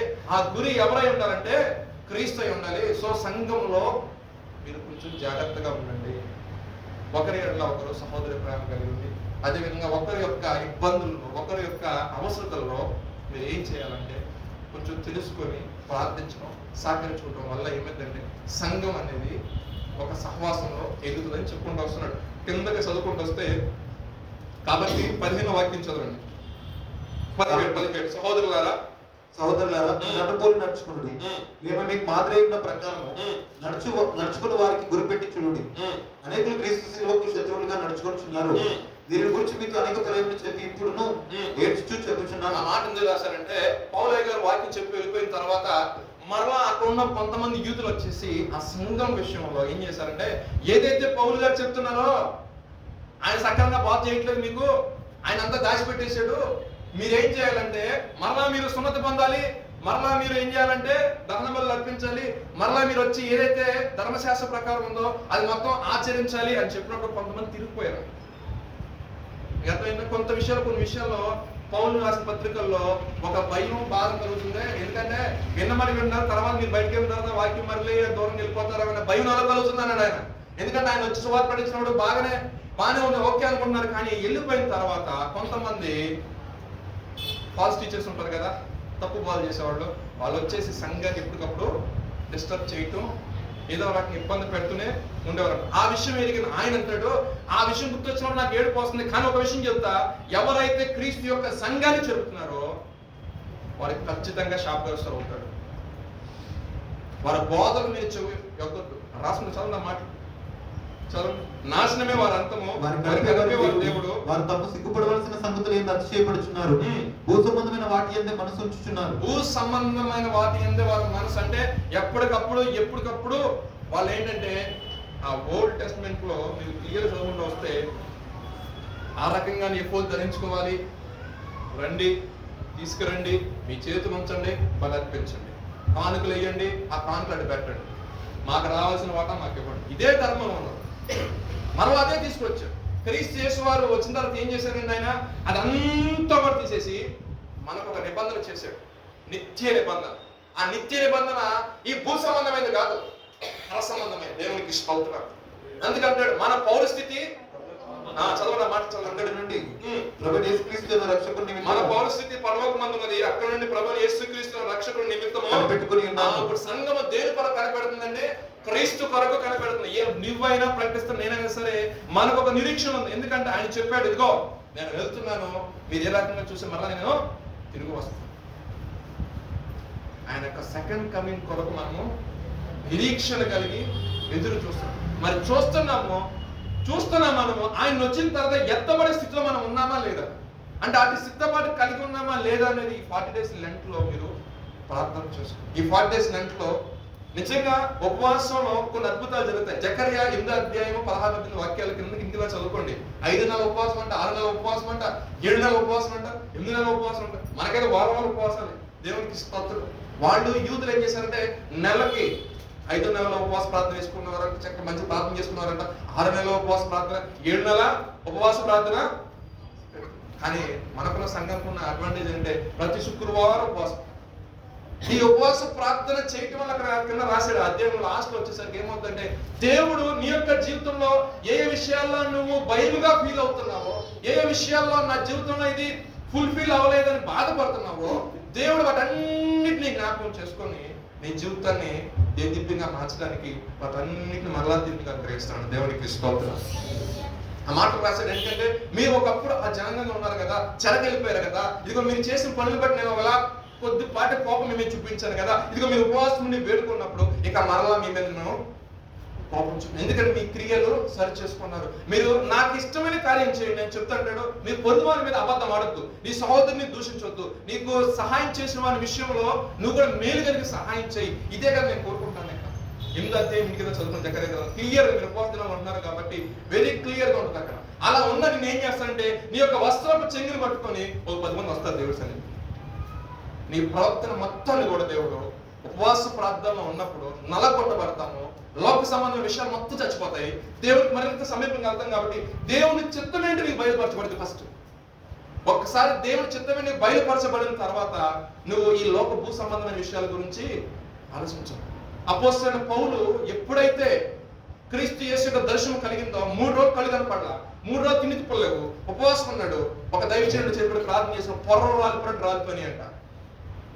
ఇప్పుడు ఆయన ఏమంటాడు, నేను పలుమార్లు పట్టబడుతుని, బట్టలు లేని వాడిగా తిరుగుతుని, అనేక దినాల ఆహారం లేదు, ఒకసారి సమృద్ధి ఉంది, ఒకసారి ఆ సమృద్ధి కూడా లేదు. ఏదేమైనప్పటికీ ఇప్పుడు నేను పైన కన్నా మరి నేను మొత్తం నష్టం ఎంచుకున్నాను. ఎందుకంటే బ్రతుకుట క్రీస్తే అసలు చాలా అయితే లాభం ఏం చెప్పాలంటే. దానికంటే వాడు దేవుడు ఒక నాకు ఆయుష్ కలిగించాడు, మరలా నేను ఒకటే పని చేస్తా. ఏం చేస్తా? క్రీస్తునే. సో మీలో మీరు కొంతమంది వ్యక్తిగతంగా వ్యాపారవేత్తలు ఉండొచ్చు, వ్యాపారం చేసుకుని ఉండొచ్చు, చదువుకునే పెట్టి ఉండొచ్చు, ఉద్యోగం చేస్తున్న ఉండొచ్చు. సో అవన్నీ విడుదల తీసి రమ్మంటారండి పౌలయ్య గారు అంటే నవ్వే చెప్పట్లా. మీరు ఎక్కడున్నా సరే లోకమందు క్రీస్తు నిమిత్తము జ్యోతుల వలె మన దేవుడికి స్తోత్రం. హల్లెలూయా. మన పరిస్థితి ఎక్కడ ఉందంటే పరలోకమందు ఉంది కాబట్టి క్రీస్తు యేసు వారు మన కొరకు రాబోతున్నప్పుడు మనము కూడా ఆయన ఎదుర్కొని వెళ్ళేవారు ఉంటే మనకి ఆశీర్వాదం. చివరిగా మనం అనుకున్న పాయింట్లోకి వచ్చాము. 4వ అధ్యాయం చదవండి. 4:2 వాక్యం. ప్రభునందు ఏక మనసు కలిగి యవోదియను సుట్టుకేను బతిమాలుకొనుచు. అది వచ్చారు ఇద్దరు అక్కలు వచ్చారు. వాళ్ళిద్దరు అక్కలే, అమ్మాయిలు వాళ్ళిద్దరు స్త్రీలు అనమాట. వాళ్ళిద్దరు వచ్చి వాళ్ళని బతులాడుతున్నారు. ఏంటంటే వారిలో అసమ్మతి చెలరేగిందంట. సంఘంలో సాతాను ఏం చేయాలో వాడికి ఏం అర్థం కాక ఏం చేస్తాడంటే అప్పుడప్పుడు ఏం చేస్తాడు, అలా ఆజ్యం పోతా ఉంటాడు. దేవుడు మహా అనంత జ్ఞాని కదా. వాళ్ళ పక్కన వాడు సిస్టర్ అన్న ఎవరో గమనిస్తారు, సేవకులు చెప్తారు. ఏమంటే అన్న మీకు తెలియదు కదా, ఇక ఇద్దరు సిస్టర్ చర్చకోతున్నా బల్ల చేయబడుతున్నారు, కానీ వాళ్ళిద్దరి మధ్యన ఏం లేదు, ఏక మనస్సు లేదు, సమాధానం లేదన్నప్పుడు దైవజనుడు మరి సరిచేయాలి కదా. సంఘంలో కొన్ని విషయాలు ఇప్పుడు తండ్రిగా ఉన్నప్పుడు ఇద్దరు కుమారులు కొట్టుకుంటారు, వాళ్ళకి మనస్పర్ధం ఉన్నాయని రేపు పొద్దున ఇంకా మరింత కీడు వాటికి ముందే తండ్రి ఏం చేస్తారు, ఇమీడియట్ గా ఇద్దరు పిలిచి అసలు ఇద్దరు మంది పడుకుని కూర్చుంది. ఇద్దరు బాగానే ఉండేవాళ్ళు కదా, ఇప్పుడు ఎందుకు వచ్చింది, ఒకరు సమాధానం పడండి. దేవుడు మనసు కలిగి అతను బతులు ఆడుతున్నాడు. ఎవరు బతులు ఆడుతున్నారండి? అపోస్తలుడైన పౌలు గారు నుంచి బతుకున్నాడు. ఇద్దరు దేవుడు తెలిసిన వ్యక్తులే, దేవుడు వాక్యం వెళ్ళిన వారే, క్రీస్తులో బాప్తిసం తీసుకున్న వ్యక్తులే, కానీ ఏమి లేదు, సమాధానం లేదు. సకల ఆశీర్వాదానికి మూలం సమాధానమే. కుటుంబాల్లో అయినా, వర్క్ చేసే ప్లేస్లో అయినా, ఎక్కడికి వెళ్ళినా ఇద్దరు ఉన్నారంటే ఇద్దరు మంది సమాధానము ఉండదు. దేవునికి నీకే సరే ఒంట్లో కొన్నా నువ్వు దేవునితో మాట్లాడేటప్పుడు సమాధానం లేకుండా ఆయనతో ఇష్టానుసారంగా వెళ్ళిపోయి ఇస్తాడు కదా, చేస్తాడు కదా అంటే అస్సలు ఆయన మౌనం ఉంటాడు, మౌనం. సో మనము ఆ విషయాన్ని కాస్త గమనించాలి. 4వ వాక్యం చదువుకుందామండి. ప్రభునందు ఆనందించుడి, మరల చెప్పుదును ఆనందించుడి. 5వ వాక్యం చదవాలి. మీ సహనమును సకల జనులకు తెలియబడని, మీ సహనమును సకల జనులకు తెలియబడనీయుడి. ప్రభు సమీపంగా ఉన్నాడు, ప్రభు సమీపంగా ఉన్నాడు. దేని గురించి చింతింపకుడి, దేని గురించి చింతింపకుడు, కానీ ప్రతి విషయంలోనూ ప్రార్థన విజ్ఞాపన. చింత ఎవరికి లేదండి, చింత ఎవరికి లేదు చెప్పండి. ప్రతి ఒక్కరికి చింత ఉంది. ఐటీ ఎంప్లాయీస్ కు చింత ఉంది. ఇప్పుడు ఇన్ఫోసిస్, టీసీఎస్ పెద్ద పెద్ద కంపెనీస్ నేను చెప్పకూడదు కానీ మరి హైరింగ్లు ఫైరింగ్లు జరుగుతున్నాయి, లేఆఫ్ మాస్ లేఆఫ్ జరుగుతున్నాయి. ఐటీ ఫీల్డ్ ఉన్న వాళ్ళకి నిజంగా ఒకసారి నిద్ర కూడా పట్టట్లేదు. ఎందుకంటే ఆ టెన్షన్స్ అవి, ఆ టెన్షన్స్, ఆ కోడింగ్ తప్పితే ఏం రాదు మాకు వాస్తవం చెప్పాలంటే. బయటకు బతకాలం అంటే దేవుడి ఇస్తే కృప గేదెగా పని చేసుకుంటాం. మిగతా వాళ్ళకి ఇప్పుడు జాబ్ చేసేవాడు తీసుకెళ్ళి ఏమైనా అయిందనుకోండి ఒక టెన్షన్, చింత. కానీ దేవుడి వాక్యం చెప్పలే, అసలు మీరు దేవుడి నుంచి చింతించవసరం లేదు. కొంతమందికి ఏమో అలాంటి లేదని ఒక చింత, కొంతమందికి ఏమో మనిషి అన్నాక నాకు చింతన ఒకసారి చేయొద్దు, నాకు ఏం చింత లేదు. ప్రతి వ్యక్తికి ఏదో ఆరోగ్య విషయంలో కావచ్చు, ఆత్మీయ జీవితంలో ఎదలేకపోతున్నాను చింత. ఉపవాసం ఉందాం అనుకుంటున్నాను కానీ అంతగా వాసన వచ్చేసరికి బిర్యానీ వాసన తినేస్తున్నారు కొంతమంది ఉన్నారు. కొంతమంది ఒక్కొక్కరు చింత ఉందామని ఆలోచన ఉంది, అదొక ఆశ ఉంది, కానీ లోపల ఏంటంటే ఉండదు. ప్రభు సమీపంగా ఉన్నాడు కాబట్టి మీ సహనము, మీరు ఎంత సహిస్తున్నారో సకల జనులకు తెలియజేయండి. అంటే మీరు ఓపిక సహనము కలిగి ఉండాలి. ఓపిక సహన కలిగి ఉండాలంటే మనకై మనం కలిగి ఉండలేము, కానీ క్రీస్తు యేసు వారిని మనం ముందుగా పెట్టుకొని ఆయన అడగాలి, ప్రభువా నువ్వు నాకు సహాయం చేస్తేనే కానీ దీన్ని నేను ఓవర్కమ్ చేయలేదు. ఎందుకంటే నాకు చాలా షార్ట్ టర్మ్లో కదా ప్రభావ, నీకు తెలుసు నేను దాచుకుంటాను, నేను ఎటువంటి వ్యక్తిని తెలుసు, నలగొట్టు నేను ఇష్టపడతాను, ఏ రకంగా నలగొట్టినా పర్లేదు, కానీ నేను దూరం అయ్యే జీవితమే తోడు. ఇలా ఉండాలి కమిట్మెంట్ అని. ఎన్నిసార్లు నలగొడతామనే నీ ఇష్టం. శుద్ధ సువర్ణంగా చేసే విషయంలో నేను భరించలేని శ్రమలు వచ్చిన ఒకటి అడుగుతాను ఏంటంటే నాకు కొంచెం తోడుగా ఉంది అంతే. శ్రమ రాని, ఇబ్బంది రాని, కష్టం రాని, ఏదైనా కానీ నాకు కొంచెం తోడుగా ఉండు. ఆ ధైర్యమే ఉన్నది, నాకు ఆ నమ్మకాన్ని కలిగించింది. పౌలు గారికి ఉంది ఆ నిరీక్షణ. చాలాసార్లు వేయబడ్డాడు, వాడబద్దం అయిపోయింది, వీధుల్లో పడేశారు. దేవుడు అక్కడ విడిచిపెట్టాడు, ఎక్కడ విడిచిపెట్టాడు. ఉన్నతంగా యేసు తన యొక్క జీవితంలో, నేను టైం కొంచెం 2 నిమిషాలు ఎక్కువ తీసుకుంటే మీరే ఉంటాము. యేసు తన యొక్క జీవితంలో కొట్టబడ్డాడు, నెట్టబడ్డాడు, అవమానించబడ్డాడు, చెరసల్లో వేయబడ్డాడు, వెళ్ళాడు, అక్కడ అవమానించబడ్డాడు, మళ్ళా చెరసల్లో పడ్డాడు. దేవుడు అతను తోడు ఉన్నాడు. ఎన్ని శ్రమలని, ఎన్ని ఇబ్బందులు. మనమైతే ప్లెయిన్ గా చెప్పుకుంటున్నాము ఈ మాటలో. ఆ కష్టంలో నుంచి వచ్చిన వాళ్ళ దగ్గర చూసారా, నేను చెప్తాను నా జీవితం ఎవరికి ఎలా ఉందంటే అలా ఉందని చెప్తాను జస్ట్ అంతే. కానీ ఆ సిచ్యుయేషన్, ఆ డే గడవటానికి ఎంత ఇబ్బంది కలిగిందో, ఎంత ఎక్కెక్కి ఏడ్చామో అది జ్ఞాపకం చేసుకున్నా అంటే ఎలా ఉంటుందంటే చాలా బాధ. ఒకసారి విషయాలు తలపోసుకుంటే నిజమే కదా ప్రభా, నీవు ఆ రోజు తోడు లేకపోతే, ఆ సమయం నిజంగా నీ తోడు, నీ సన్నిధి నాకు తోడుగా రాకపోతే, ఒకవేళ నీ హస్తం అలా తోడుగా లేకపోతే మట్టికి బట్ట అయిపోయి ఉన్నాము. లోకంలో పెంట మర్చిపోయేవారు నీ మాట నా పేరు. కానీ దేవుడు ఉన్నతమైన ఏర్పాటు, దేవుని ఉన్నతమైన పిలుపు మనం ఏం చేసిందంటే, సో మనం ఎప్పుడు కూడా ఏ విషయంలో చింతించాలి. నీకు ఇల్లు అవసరమా, నీకు పిల్లలు అవసరమా, నీకు ఉద్యోగం అవసరమా, నీ ఉద్యోగంలో జాబ్ సెక్యూరిటీ కావాలా, ఆత్మీయంగా ఎదిగే విషయమా, లేదంటే ఇంకా ఏదైతే నువ్వు ఎక్స్పెక్ట్ చేస్తున్నావో దాని విషయంలో చింతించరా, దేవుడికి వదిలేసాయి. ఆయన కోర్టులు వేసా వాళ్ళు అని అంటాడు, నీ హృదయ వాంఛను తీరుస్తాను వార్త తీసుకొచ్చి ఏదైనా జరగని. మాకు ఇక్కడ సత్యం దేవుని పక్కన ఒక ఇన్స్టిట్యూట్ ఉండేది, సత్య టెక్నాలజీ. నేను జాబ్ నేర్చుకుంటున్నప్పుడు మా సార్ 100 becomes 6, 6 becomes 100 అనేవాడు. 6 100 అనే 100 6 అనే ఇది మరి జరిగిద్ది అనేవాడు. నాకు భలే అనిపించింది, ఈ భలే ఉంది రైమింగ్, వాడు భలే ఉంది. నిజమే, ఏదైనా కానీ ఈ విషయంలో మరి సహాయం చేస్తాడు దేవుడికి స్తోత్రం. మనకు నిరీక్షణ ఉందండి. మనము లోకంలో కొట్టుకుని పోట్ల, లోక విషయాలు కొట్టుకుని పోట్ల, క్రీస్తుని కలిగి నిందో అవమానం ప్రయాస ఏదైనా సరే నా ప్రభు గురించి అనిపిద్దాం, సరే నీ క్రియలు సరి చేసుకోవాల్సిన ఎలా తెచ్చినా ముందు ప్రభు సన్నిధిలో పడిపోవాలని ఆశతో వచ్చారు చూసారా. ఆశను బట్టి దేవుడిని దీవిస్తాడు. దేవుడికి స్తోత్రం. ఆ విశ్వాసం బట్టి దేవుడిని దీవిస్తాడు. ఆ విశ్వాసం మనలో కలిగించేవాడు ఆయనే. లాస్ట్ గా క్లోజ్ చేద్దాం. కొన్ని మాటలు చదివినది 6వ వాక్యం చింతకుడు కానీ ప్రతి విషయంలోనూ ప్రార్థన విజ్ఞాపనల చేత కృతజ్ఞత పూర్వకముగా మీ విన్నపములను జాషువాకు తెలియజేయమని చెప్పట్లా, దేవునికి తెలియజేయండి. మమ్మీకి డాడీకి కాదు, దేవుడి దగ్గర పెట్టు. 25 సంవత్సరాలు వచ్చేసింది, 20 దాటి ఇంకా మమ్మీ డాడీ అనుకుంటాం. మరీ బాగోదు, మన క్రైస్తవం కదా. లోకంలో రోజు ఇద్దామని అక్కడ స్థితి గారు ఉంటుంది. సో ఏంటంటే ఒక స్టేజ్ వచ్చిన తర్వాత ఆయన చూసుకుంటాడు, ఆయన నడిపిస్తాడు, ఆయన సహాయం చేస్తాడు. కొంచెం లేట్ అవ్వచ్చు, కొంచెం డిలే అవ్వచ్చు, కానీ ఆశీర్వాదం అనేది తగిన సమయంలో గొప్పగా ఆశ్రయిస్తాడు. చదవని కింద కృతజ్ఞతాపూర్వకంగా మీ విన్నపం దేవుడు తెలియజేస్తాడు. అప్పుడు సమస్త జ్ఞానం నుంచి దేవుని సమాధానం యేసుక్రీస్తు వలన మీ హృదయంలో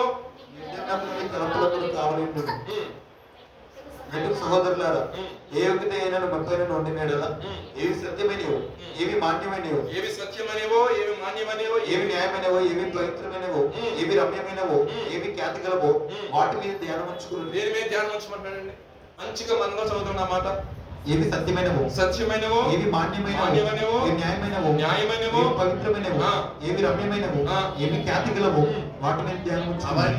అన్నిటికీ మూలాధారం యేసుక్రీస్తే. దేవునికి స్తోత్రం. యేసుక్రీస్తు మీద మన గురి నిలిపినప్పుడు ముందున్న వాటి కొరకు వెనుకున్న వాటిని విడిచిపెట్టి ముందున్న వాటి కోసం మనం పరిగెత్తే వారిగా ఉంటాం. మనకి దేవుడి నుంచి రక్షణ అదే అంటాడు. 2వ అధ్యాయము 13వ వాక్యం చూసుకున్నట్లయితే చూడండి, భయముతోను వణుకుతూ మీ సొంత రక్షణను కొనసాగించుడి. చాలండి, భయముతోను వణుకుతోను మనం ఆ సొంత రక్షణని మనం కొనసాగించేవారు. కొంతమంది ఏం చేస్తారంటే ముందుకు వెళ్ళాలని ఆశ ఉంటుంది, వెనక ఉన్న వాటిని పొందబో బహుమానం కోసం మనం ఏం చేయాలంటే ముందుకు కొనసాగించబడే వ్యక్తులుగా ఉండాలి, కానీ వెనకబడిపోయే వ్యక్తులుగా. ప్రభు పిలిచాడు, లోతు నీ భార్యను తీసుకుని వచ్చేసాయి బయటకు అన్నాడు. ఆమె ఏం చేసింది? కొంత దూరం బాగానే వచ్చింది. తర్వాత ఏమైంది? అసలు ఎట్ట తగలాడిపోతుంది, సంపాదించుకున్న సంపద నా పడిచేయాల అని అనకూడదు, కానీ సంపాదించుకున్న సంపద మొత్తం నాశనం అయిపోతుంది అని ఆమె ఏం చేసింది? తిరిగిన వెంటనే ఏమైపోయింది అంటే ప్రభు ఇట్రామంటున్నాడు, ఒక ఆయన వెళ్తున్నాడు, కానీ ఒక ఆవిడ మనసు ఏమైందండి? బలహీనమైంది, కొంచెం బలహీనమైంది. వెనక చూసింది అంటే వెనక జీవితం ఇంకా చూసే విధానం ఉన్నట్లయితే ముందుకు కొనసాగే వ్యక్తిగా. సో ఆయన అనుగ్రహించే రక్షణ మనం భయంతో కొనసాగిస్తూ మనం ప్రభు మనకి ఎటువంటి మనసు ఇచ్చాడు, ఆ మనసుని ప్రభా ఈ మనస్సుని నీకు అంగీకారంగా, అంటే ఈ మనసులో అనేక రకమైన ఆలోచనలు వస్తున్నాయి. ఈ ఆలోచన వల్ల నేను ఏం చేయాలంటే నువ్వు అనుకున్న కొన్ని అనుకున్న ప్లేస్ నేను సో నేనేంటంటే నా మనస్సును నా తలకున్న ఆలోచనని నీకు కంట్రోల్గా చేస్తాను. నన్ను నేను సజీవ యాగముగా నేను సబ్మిట్ చేసుకుంటాను. నీ సహాయ దయచేయమని ప్రభు ఏం చేస్తారంటే ఆయన కలిగిన మంచి మనసు మనకి కలిగి చేస్తాడు. దేవుడు ఇంకో మాట దీనికి ఆశ్రయించింది. సారీ నేను ప్రార్థన చేసుకున్నాను.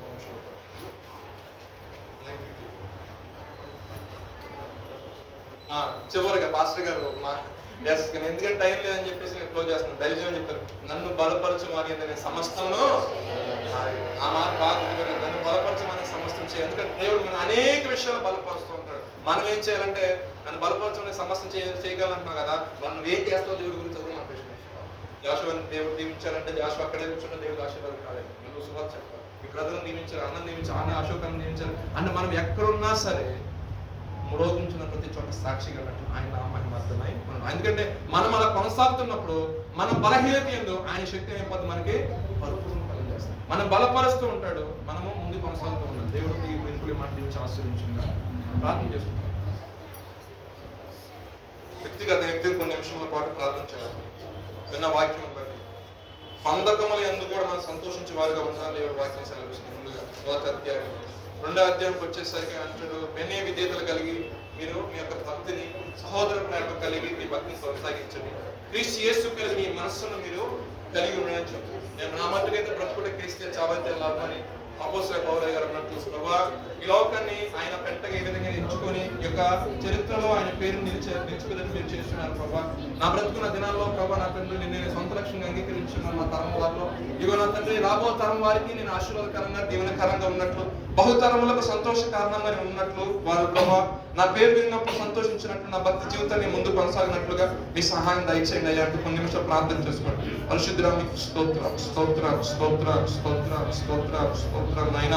అదే విధంగా అయ్యా నాకు అబద్ధ బోధనలో నేను పడిపోకుండా నేను ముందు కొనసాగినట్లు మీ సహాయం దయచేయండి ప్రభా. నేను ముందుకి అయా నా తండ్రి వెళ్ళేవాడిగా ఉండాలి కానీ వెనక్కి అయ్యా విడిచిపెట్టిన వాటి నుంచి మరలా ఆలోచించే వ్యక్తిగా ఉండకూడదు. 3:13-14 వాక్యాలు మీరు చెప్తున్నారు ప్రభా. అయా నా తండ్రి ముందున్న వాటి మీద మీరు గురునిలపాలి, వెనుకున్న వాటిని విడిచిపెట్టమంటున్నావు ప్రభా. ఇంకా వెనకున్న క్రియలు ఇంకా నాలో ఇంకా నా మీద నన్ను డామినేట్ చేసి ఇంకా నన్ను ఇంకా అయా ఆత్మీయత నుంచి ఇంకా నన్ను దిగదాల్చుకునేమో ఆ విషయాలను విడిచిపెట్టి అయా పొందబో బహుమానం కొరకు ప్రభా అయా గురి వద్దకే పరిగెత్తే వ్యక్తిగా మీరు ఉంచండి ప్రభా అంటూ కొన్ని నిమిషం ప్రార్థన చేసుకుని గొప్ప దేవమా మీకు స్తోత్రం స్తోత్రం స్తోత్రం స్తోత్రం స్తోత్రం.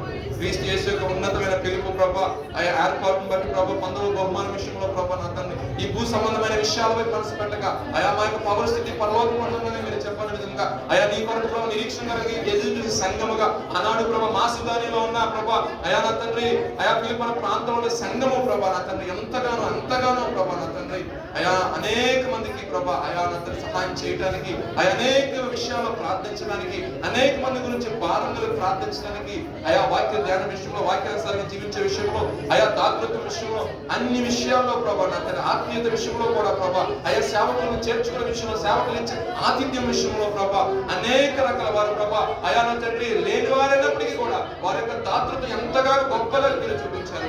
గొప్ప తండ్రి ప్రభా కొద్దిమందికి కొడుకున్నారు ఈ సంఘంలో కూడా అటువంటి వారు ప్రభా అటువంటి మంచి మనసు కలిగిన వ్యక్తులను ప్రభా మీరు లేపండి ప్రభా. ప్రతి ఒక్కరిలో ప్రభా అయా క్రీస్తు యేసు మంచి మనసు వారు పంచండి. ఈ పరిచర్య ప్రభా నానాటిగా అభివృద్ధి అయా శాఖలుగా ప్రభా ఇది అభివృద్ధి ఉన్నట్టుగా ప్రభా మీ సహాయం దయచేయండి ప్రభా. అయా నా తండ్రి మీ అమూల్యమైన సహాయాన్ని అనుగ్రహించండి ప్రభా. అయా ఏవి ఖ్యాతి గలవో ఏవి ప్రభా పవిత్రమనేవో ఏవి యోగ్యకరమనేవో ప్రభా అయా వాటి మీద మీ మనస్సు ఉంచమంటున్నావు తండ్రి. అయా అన్నిటికీ మూలము మీరే ప్రభా. మా మనస్సును ప్రభా మీ మీద ప్రభా మా మనస్సు మీ వాక్యం మీద మేము ప్రభా అయా నా లగ్నం చేయబట్టి అభిషేకాన్ని మీరు మాకు అనుగ్రహించండి ప్రభా. అయా నన్ను బలపరచం అని సమస్తము చేయగలట్టుగా అయా సంఘాన్ని మీరు బలపరచండి అయినా అభివృద్ధించండి ప్రభా. అయా నా తండ్రి ప్రతి విషయంలో ప్రభా అయా పరిచయ విషయంలో అయా వెనకబడే వారిగా కాకుండా అయా రక్షణ తీసుకోమంది ఏ ఆసక్తి ఉందో అయా రక్షణ పొందిన తర్వాత ఇంకా రెట్టింపు ఆసక్తి ప్రభా సంఘమేళ్ల పరిచర్యలో మేము కనపరిచినట్లుగా ఆత్మీయ జీవితంలో మేము కనపరిచినట్లుగా మీ సహాయం దయచేయమని ప్రార్థిస్తున్నాం నాయన.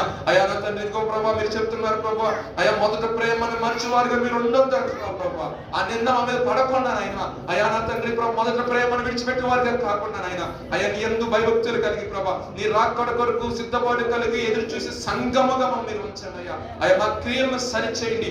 సహనము కలిగి ఉన్నాం ప్రభా, వినయము కలిగి ఉన్నాం ప్రభా. అయా మీ యొక్క సహనము లోకంలో అయా నా తండ్రి ఉన్నవారు సకల జనులకు కనపడినట్లుగా మీరు సహించండి అంటున్నాం ప్రభా.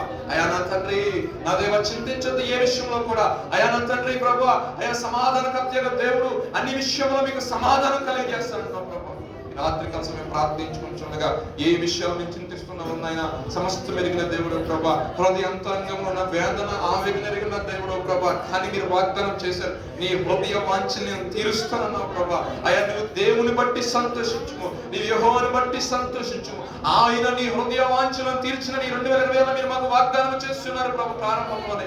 అయ్యా నా తండ్రి మీ చేతులు పట్టుకొని ప్రభా ఆ వాగ్దానాన్ని చేతులు పట్టుకొని ప్రభా ప్రార్థిస్తుండగా మా జీవితంలో ప్రభా మా హృదయ వాంఛలు తీర్చగల వాడవు నీవేనాయన. ఏ మనుషులు కూడా ప్రభా దాన్ని కులిపించలేడు కానీ నీవు మాత్రమే చేయగలవాడు అని ప్రభా నీ యొద్ద మేము విజ్ఞాపన చేసుకుంటున్నాం ప్రభా. అయా కృతజ్ఞతాపూర్వకంగా ప్రభా నీ సన్నిధిలో అంగలారుస్తూ ప్రభా విజ్ఞాపన ధ్వని మేము తీసుకుని వస్తున్నాం ప్రభా. ఇదిగో వెనుకున్న వాటిని విడిచిపెట్టి ప్రభా అయా పొందబో బహుమానం కొరకు అయా గురి యొద్దకు మేము పరిగెడుచుండగా మా ఆత్మీయ జీవితంలో ఈ ఉపవాస దినాల్లో మా క్రియలు సరి చేసుకుంటూ ప్రభా ఎదుగు వస్తుండగా మేము కోల్పోయింది సమస్తాన్ని ప్రభా తిరిగి మాకు ఇచ్చే దేవుడు ప్రభా. అది ఘనతే కావచ్చు ప్రభా, అది వాక్యమే కావచ్చు ప్రభా, ఆత్మీయ స్థితే కావచ్చు ప్రభా, అయ్యా ఏదైనా కావచ్చు నాయన. నా ప్రియ తండ్రి అయ్యా రెట్టింపు ఘనతకు పాత్రగా చేయవాడు నీవే ప్రభా. రెట్టింపు ఘనతకు పాత్రగా చేయవాడు నీవే ప్రభా. అయ్యా సమస్తము చేయగల కలిగిన వాడు నీవు ప్రభా. అయా అతనికి అసాధ్యమైనది ఏమీ లేదు ప్రభా. ఒకరి యొక్క ప్రవర్తన అయా అతనికి ఇష్టకరంగా మారినప్పుడు వారి హృదయ ఆలోచన దేవుడు గారు వారి యొక్క అవసరతను అడగకుండానే తీర్చేవాడు నాయన. మీ సహాయం చూస్తున్నాం నాయన, మీ యొక్క సహాయం వేడుకుంటున్నాం నాయన. మీ సహాయం మీరు మాకు అనుగ్రహించండి. ఎల్లప్పుడూ ఎల్లప్పుడూ కృతజ్ఞతాస్తుతులు చెల్లించమన్నా ప్రభా. అన్ని వేళల ప్రభా శ్రమలో గాని, ఇబ్బందులో, కరువులో గాని, కష్టంలో గాని, అయ్యా నిందలో అమ్మని ఎల్లప్పుడూ కూడా మా నోట నీ స్తుతి ఉండాల్సిందే ప్రభా. అయ్యా మేము ఎల్లప్పుడూ సూచించే వారికి ఉండాలి ప్రభా. అప్పుడే కదా ప్రభా లోకంలో తెలియబడి వీరి క్రీస్తు ఎరిగిన జనాంగము వీరికి విచారం లేదు, వీరికి ఎటువంటి బాధ. ఎందుకంటే ప్రభు యేసు క్రీస్తు నీతి సూర్యుడిగా వారి పక్షాన ఉన్నాడని ప్రభా జన్మ గుర్తించినట్లుగా ప్రభా నా ప్రియ తండ్రి వారి జీవితంలో మీ కార్యం మీరు జరిగించండి. ఉన్నతమైన ఏర్పాటు చొప్పున బిడ్డలు మీరు ఏర్పరుచుకున్నారు ప్రభా. ఈ యొక్క ఉపవాస దినాల్లో ప్రభా సేవకులు మీరు బలపరిచి అయ్యా రోజు ప్రభా ప్రత్యేకమైన రీతిలో వారితో మీరు మాట్లాడుతున్న విధానం బట్టి మీకు స్తోత్రాలు ప్రభా. ఈ ప్రత్యేకమైన సమయంలో స్థానిక దైవజనుడు ఫిలిప్ గారి విషయంలో ప్రార్థిస్తున్నాను నాయన. అయ్యా వారిని కూడా మీరు దీవించండి, ఆశీర్వదించండి. పరిచర్యలో ప్రభా అయా సంఘాన్ని నడిపిస్తుండగా ప్రభా అయా మంచి జ్ఞానాన్ని పరిశుద్ధాత్మ నడిపి మీరు అనుగ్రహించండి ప్రభా. ఈ ఉపవాస దినాల్లో ప్రభా అతని ప్రయాసం జరుగుతుండగా అయా ప్రతి ఒక్కరు కూడా ప్రభా దాన్ని ప్రభా అయా మనసులో పెట్టి ప్రభు ఎంతకు వచ్చి నేర్చుకొని వారి క్రియలు సరి చేసుకున్నట్లుగా మీరే సహాయం దయచేస్తూ రమ్మని, ప్రతి వాని అవసరతని నీ నామ విమర్శలో తీర్చి ఘనమే మీ నామానికి మాత్రం మేము తెచ్చుకుంటున్నామని మా ప్రభువు మీ ప్రియకుమారుడు యేసుక్రీస్తు వారి పరిశుద్ధమైన నామములో అడిగి వేడుకొని ప్రార్థిస్తున్నాము తండ్రి. ఆశీర్వాదం మన ప్రభు అయిన యేసుక్రీస్తు కృప, తండ్రి దేవుని ప్రేమ, పరిశుద్ధాత్మ సమాధానం సమాధానం మనకు మన తోటి వారికి ఆయన సన్నిధి సదాలను తోడు నడిపించును కాక. యేసు రక్తమే ఇచ్చే ప్రభు, యేసు రక్తం యేసు నామమున సంపూర్ణ చేయగలము.